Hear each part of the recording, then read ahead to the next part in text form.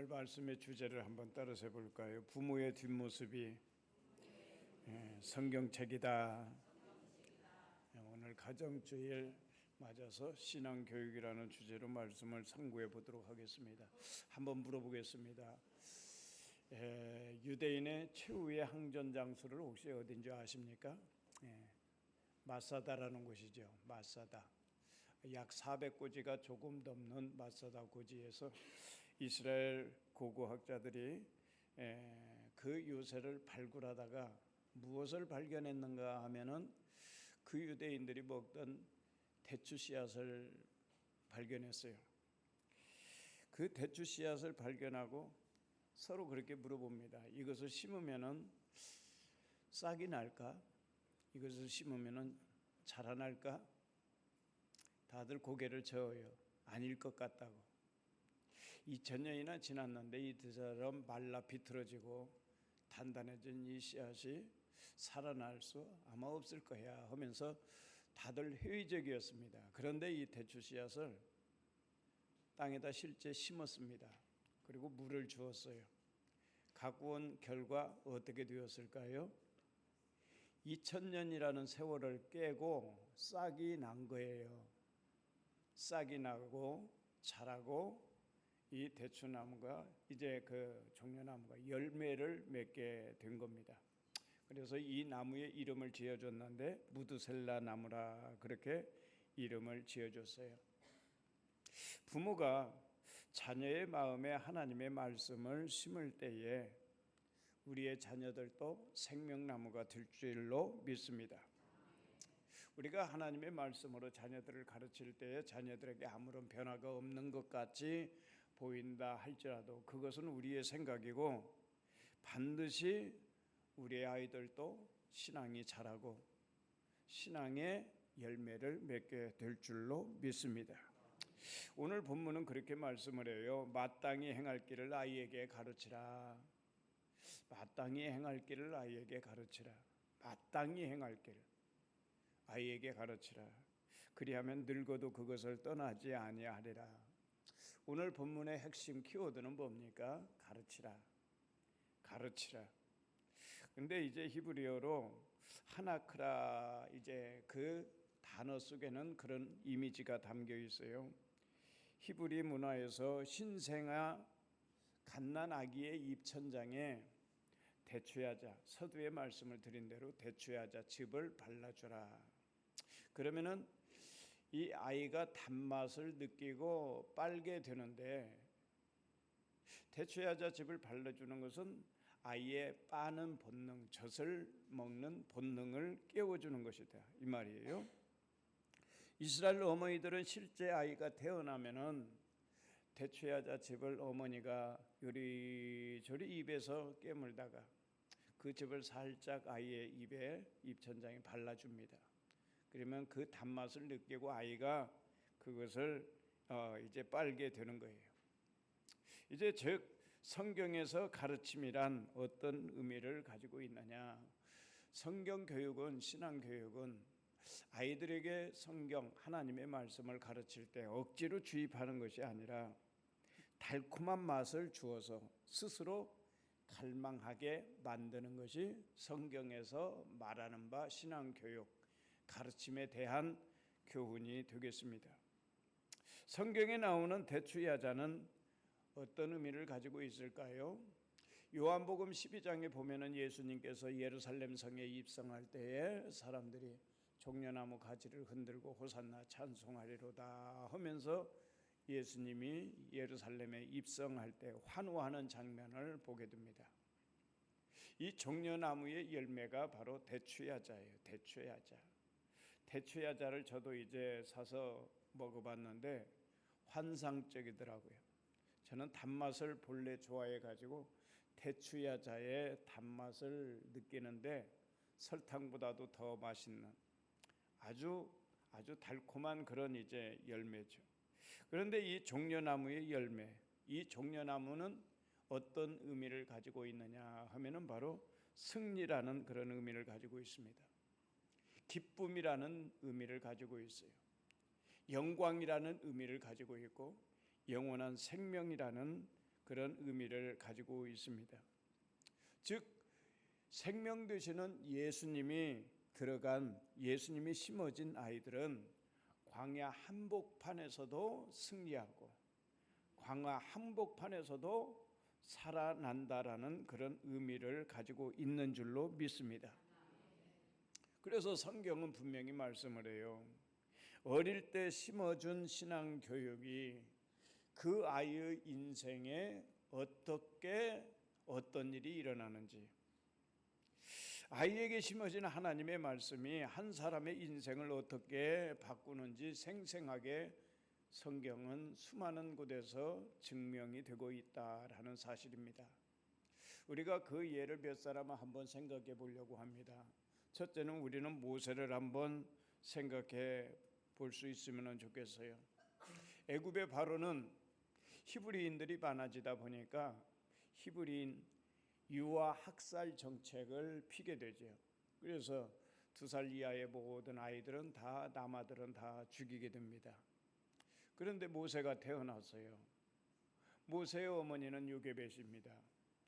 이 아이를 숨겨서 이 아이를 어떻게 살려보려고 애를 씁니다. 그러나 이제 이 애굽의 바로의 그 정책을 이겨낼 수가 없어요. 결국은 이 모세를 갈대 상자를 만들어서 나일강에 띄우게 됩니다. 그래 이제 하나님의 섭리로 모세는 살아나게 되죠. 바로 바로의 공주의 아들이 됩니다. 그리고 이제 유모로서 이 모세에게 젖을 먹이게 되는데, 아기에게 젖을 먹이는 기간은 얼마나 될까요?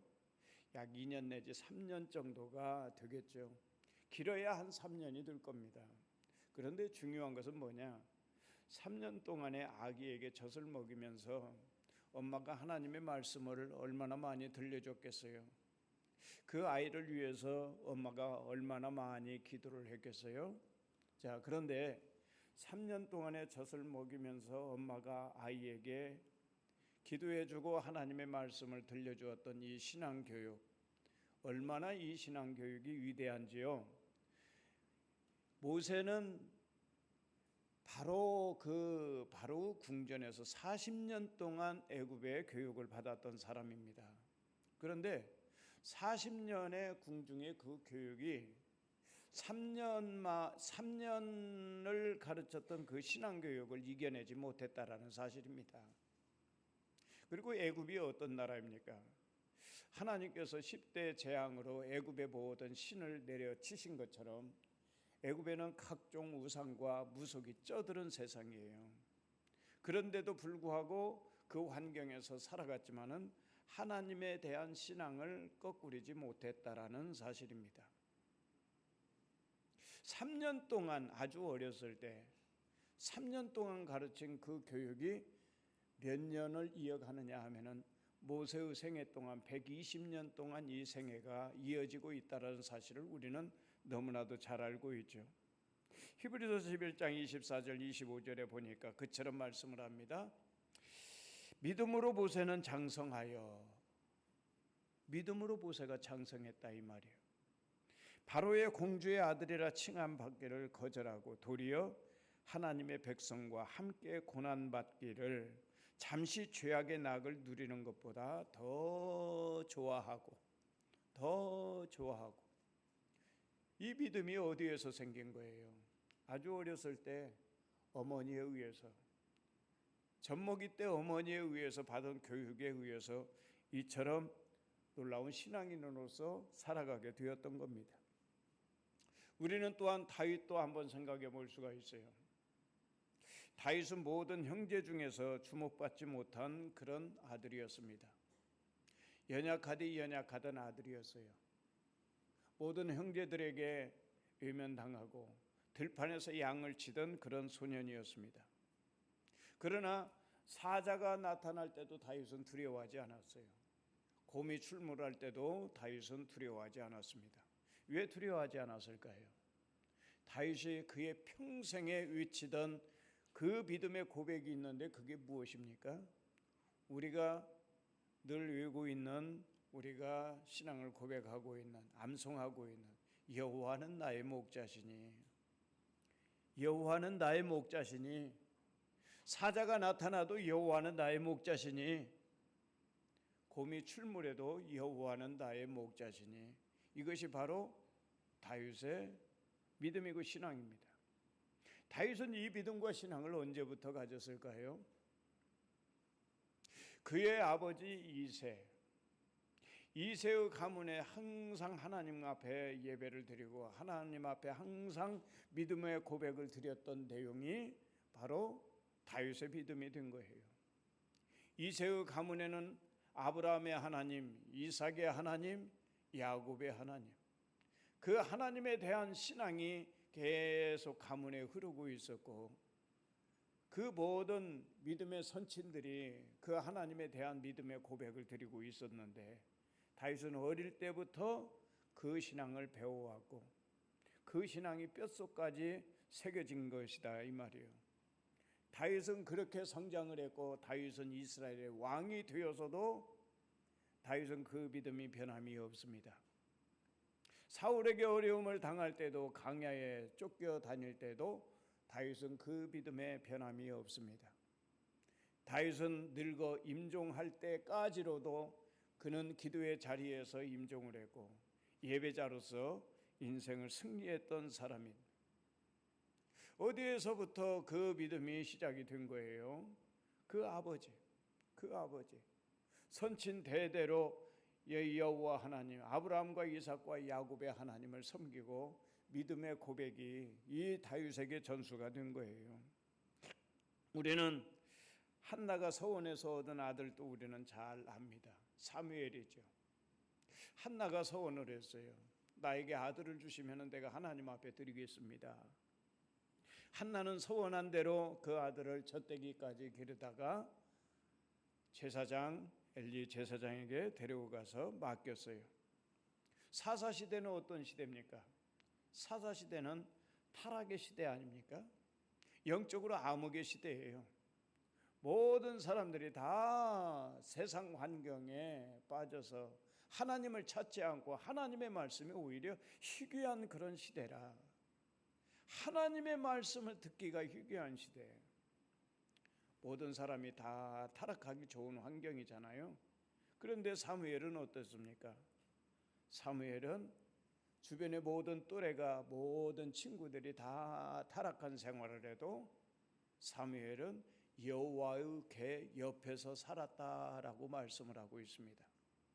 하나님에 대한 신앙이 좌로도 우로도 치우치지 아니하고 일평생 지속되었다는 사실을 우리는 너무나도 잘 알고 있습니다. 이 사무엘이 그런 믿음을 가지게 된 이유는 어디에 있습니까?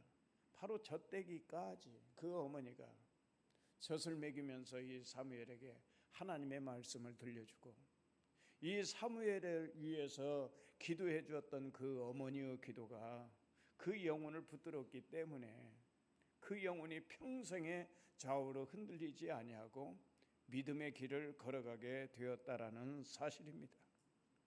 예수님은 그처럼 말씀을 합니다. 하나님의 나라는 겨자씨와 같다. 마태복음 13장 31절로 32절에 보면은 겨자씨로 비유를 했어요. 하나님의 나라,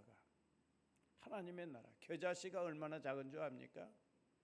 여러분이 우리나라에서 심는 씨앗 가운데 가장 작은 씨앗이 무슨 씨앗일까요? 아마 배추 씨앗이나 무 씨앗이나 상추 씨앗, 아주 적은 씨앗. 그런데 이 씨앗보다 더 적은 것이 겨자 씨앗이에요. 겨자 씨앗을 여러분들이 수치로 그냥 말씀을 드리면은 0.8mm에서 1.2mm, 큰 것은 1.2mm 정도. 그렇지 않으면은 0.8mm 눈에 잘 보이겠습니까? 하나님의 나라를 이런 겨자씨에 비유를 했다 이 말이에요. 어린아이 영혼에 심겨지는 하나님의 말씀, 눈에 보이지 않는 겨자씨와 같은 거예요. 예를 들어서 아이를 잉태를 합니다. 근데 아이를 가졌어요. 그런데 그 아이를 위해서 이제 어머니는 태아를 위해서 기도를 합니다. 일종의 겨자씨와 같은 거예요. 무슨 의미가 있겠냐라고 생각을 할 수도 있겠죠. 아이를 가졌을 때 성경을 한번 읽습니다. 통독을 한번 한다 이 말이에요. 그것이 아이에게 얼마나 영향을 줄 수 있을까? 우리는 겨자씨처럼 생각할 수도 있어요. 실제 이스라엘 어머니들은 이제 아이들을 임신한 상태에서 회당에 가게 되면은요, 회당에 가게 되면은 아이하고 대화하면서 모든 예배 가운데 함께하는 거죠. 아이야, 지금 회당에 들어가고 있는 거야. 자, 우리는 회당에 이제 우리는 있게 되었고, 우리는 하나님 앞에 지금부터 예배를 드리게 될 거야. 우리식으로 말하자면, 자, 우리는 신앙 고백한다. 너도 같이 한번 따라서 해봐. 하면서 이 아이하고 대화하면서 신앙 고백을 하고 같이 찬양하고 위에서 기도하고 하나님의 말씀을 듣고 이처럼 대화를 하는 거예요. 이것이 어떻게 생각하면 우리가 이성으로 인간적으로 생각할 때에는 무슨 의미가 있겠느냐 이 말이에요. 아이가 들을 수나 있을까? 아이가 듣는다고 이해할 수는 있을까? 우리는 그렇게 생각할지 모르겠지만은 이렇게 심겨진 거, 겨자씨와 같은 것이지만은 예수님의 교훈은 무엇입니까?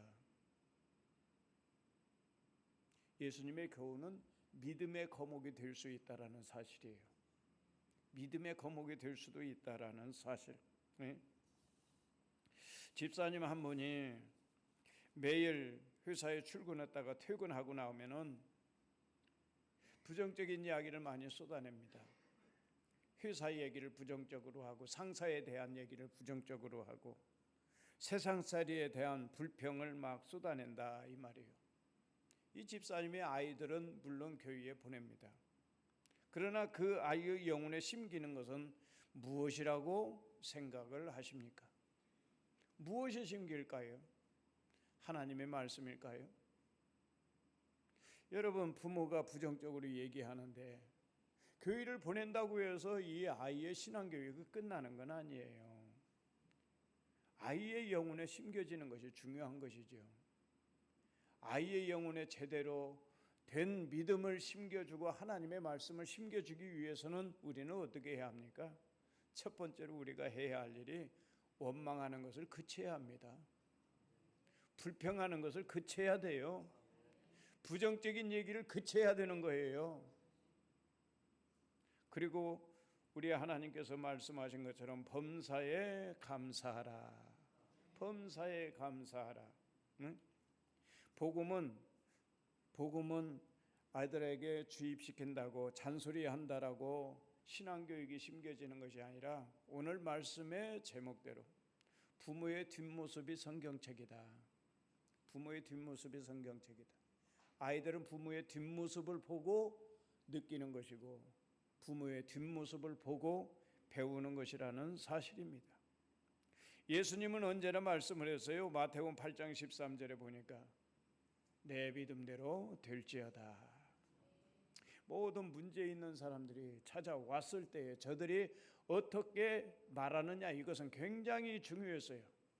저들이 믿음대로 말할 때 예수님께서는 내 믿음대로 될지어다. 내 믿음대로 될지어다. 믿음으로 말하고 믿음으로 기도하고 믿음으로 구하고 믿음으로 찾고 믿음으로 또 하나님의 역사를 기대하고 이런 믿음대로 될지어다. 믿음대로 말하는 사람은 30배, 60배, 100배의 결실을 보게 될 줄로 믿습니다. 예수님은 말씀을 듣고 행하는 자는 반석 위에 집을 지은 지혜로운 사람이라고 말씀을 했어요. 반석 위에 집을 지은 지혜로운 사람. 성경에서 집은 항상 무엇을 의미할까요? 사랑하는 내 아들, 딸을 의미합니다. 성경에서 말하는 집은 우리가 거주하는 집, 물론 오이코스 그런 거주하는 집도 의미가 있겠지만 항상 성경에서는 내 딸을 의미하고 내 아들을 의미하는 거예요. 다윗이 하나님의 성전을 지어드리고자 했을 때에 하나님이 얼마나 기뻐하십니까? 나는 백향목 궁에 거하는데 하나님의 괴는 휘장 가운데 있도다 하면서 그것을 마음 아파하면서 안쓰러하면서 내 궁전보다도 하나님의 전을 더 아름답게 짓고 싶어하는 것이 다윗의 마음이었어요. 그럴 때 다윗이 뭐라고 합니까? 하나님이 뭐라고 합니까? 내가 내 집을 지어준다고 하나님이 얼마나 기뻐하세요? 아니, 내가 내 집을 지어주는 것이 아니라 내가 너의 집을 지어주마. 그럴 때에 그 집이라는 것은 어떤 것을 의미를 할까요? 자손을 의미합니다. 후손을 의미해요. 가정과 가문을 의미합니다. 다윗 가문의 이 왕권이 끊어지지 않도록, 왕권이 계속 이어지고 계승이 될 수 있도록, 그리고 그 가문을 하나님께서는 얼마나 아름다운 설계도를 가지고 계세요? 만왕의 왕 곧 예수 그리스도 실로가 오시기까지 그 가문, 그 후손들을, 그 자녀들을 하나님께서 이처럼 복을 주신다라고 그렇게 말씀을 하지 않았습니까? 우리 성도님들에게도 이런 하나님의 같은 은혜가 있기를 주의 이름으로 축복합니다. 하나님께서 여러분들의 딸들을, 여러분들의 아이들을 하나님께서 길러주시고, 하나님께서 지켜주시고, 하나님께서 높여주시고, 하나님께서 크게 하나님의 영광을 위해서 사용되는 여러분들의 자녀들이 될 수 있기를 예수님의 이름으로 축복합니다. 네? 오늘 우리의 아이들이 마주할 세상은 어떤 날이 있을 것이라고 생각을 합니까? 우리의 아이들이 살아갈 세상은 어떤 세상이라고 생각을 해요? 참 희한한 세상이 될 것 같아요. 우리가 말로만 듣던, 그냥 이제 이상으로만 생각했던 로봇이 등장을 하고 AI가 등장을 하고 희한한 세상이에요. 우리 아이들의 세계에는 맑은 날만 있을까요? 비 오는 날도 있을 것이고 먹구름 낀 날도 있을 것이고, 우리 아이들은 세상을 살아가면서 실패한 날들도 있을 것이고 낙심하고 좌절하기도 할 거예요. 예? 그런데 오늘 찬송 579장 어머니의 무릎 위에서 다져진 그 말씀, 아이에게 심어준 그 말씀, 하나님의 말씀이 우리의 아이들을 지킨다 이 말이에요. 네? 우리 아이들, 비가 오고 홍수가 내리고 바람이 불어도 넘어지지 않는 아이, 네? 우리 하나님께서 그 말씀, 심겨진 그 말씀을 통해서 우리의 아이들을 끝까지 지켜주시고 우리의 아이들이 반드시 세상에서도 승리하게 될 줄로 믿습니다. 자녀들에게 세상 스펙을 다 갖추고 싶어, 이제 갖추어주고 싶은 것이 부모의 마음이라고 생각을 합니다. 그런데 우리 하나님께도 마음의 소원이 있어요. 그 소원이 무엇일까요? 우리 부모가 자녀들에게 할 수 있는 것, 모든 것 최대한 다 해주고 싶은 것처럼 우리 하나님께서도 그런 마음의 소원이 있는데, 우리 아이들이 힘들 때에, 실패하고 좌절하고 낙심하고 절망하고 어려울 때에 우리의 자녀들이 어떻게 했으면 좋겠는가? 우리 하나님의 마음은 어떨 것이라고 생각을 해요? 우리 하나님의 마음의 소원은 그겁니다. 어려울 때 하나님 앞에 엎드리는 것, 어려울 때 하나님 앞에 엎드려서 무릎 꿇고 기도하는 아이를 만들어라. 이것이 하나님께서 바라는 것이고 하나님께서 원하시는 소원이다 이 말이에요. 성경에서 진짜 유산은 어떤 유산일까요? 재산을 많이 남겨주는 것일까요? 아이들에게 좋은 스펙을 많이 갖춰주는 거예요? 정말 진짜 유산은 하나님 앞에 엎드리는 기도의 유산, 하나님의 말씀을 붙들고 하나님의 약속의 말씀을 붙들고 믿음으로 살아가고 믿음으로 기도하고 믿음으로 하나님을 바라보고 믿음으로 기대하는 것, 이것이 바로 진짜 믿음의 유산이다. 하나님의 말씀으로 우리 부모님들이 이처럼 예수님으로 아이들의 영혼에 심어줄 때에 다윗이 여호와의 이름으로, 여호와는 나의 목자시니 하면서 그 어떤 어려움이 와도 거친 세상에서 생존해 나아갈 수 있는 다윗이 되게 만드는 거예요. 그처럼 어려운 상황에서도 반드시 승리하게 만드는 그 비결은 뭐냐? 하나님의 말씀을 심어주는 거다. 그래서 하나님의 말씀을 반드시 우리의 자녀들에게 가르쳐서 다윗처럼, 모세처럼, 사무엘처럼 승리해낼 수 있는 우리의 성도님들이 될 수 있기를 예수님의 이름으로 축복합니다. 갓 태어난 새끼우리는 알에서 깨어나 처음 본 존재를 엄마로 인식을 하고 평생 절절절절 따라다닌다고 합니다. 영적인 원리도 똑같다라고 생각을 합니다. 아이들은 세상의 때가 아직 묻지 않은 어린 영혼들이에요. 이 어린 영혼들에게 하나님의 말씀으로 심어주고 하나님의 말씀으로 잘 가꾸어주고 예수 그리스도의 이야기를 들려줄 때에 예수의 형상이 만들어지는 거예요. 갓 태어난 우리가 처음 보는 것, 그것을 엄마로 생각하고 이것을 각인효과라고 하는데, 예수 이야기를 들려줄 때의 어린아이들은 그 영혼 가운데 예수님이 각인이 되는 거예요.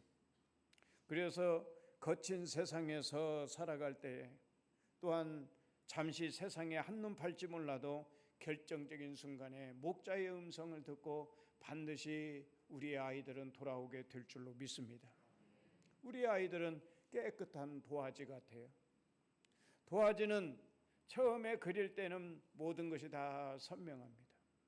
그런데 한번 그려주고 지웠다가 또다시 그리려고 하면은 이미 그 도화지는 이미 배경이 다 흐트러지고 베린 것이죠. 우리 아이들은 도화지와 같아요. 깨끗한 도화지와 같아요. 가장 먼저 그 도화지 위에 무엇을 그려줘야 할까요? 예수님을 그려줄 수 있기를 주의 이름으로 축복합니다. 아이들은 찰흙과 같습니다. 굳어지지 않은 찰흙과 같아요. 모양을 이 모양 저 모양으로 바꿀 수가 있습니다. 우리는 그 아이를 예수의 형상을 만들어줘야 돼요.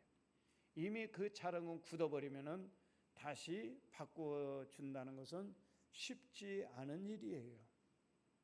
우리 부모님의 여러분들의 뒷모습이 바로 성경이고, 여러분들의 모습을 통하여서 아이들이 느낄 수 있도록 해야 되고, 여러분들을 통하여서 아이에게 가르쳐준 이 어릴 때의 신앙교육이 평생의 아름다운, 아이가 세상에서 승리하고 아이가 세상에서 영화롭게 자라갈 수 있도록 아주 위대한 교육이라는 사실을 아시고, 여러분들을 통해서 가문의 생명 계보가 이루어질 수 있게 되기를 주님의 이름으로 축복합니다.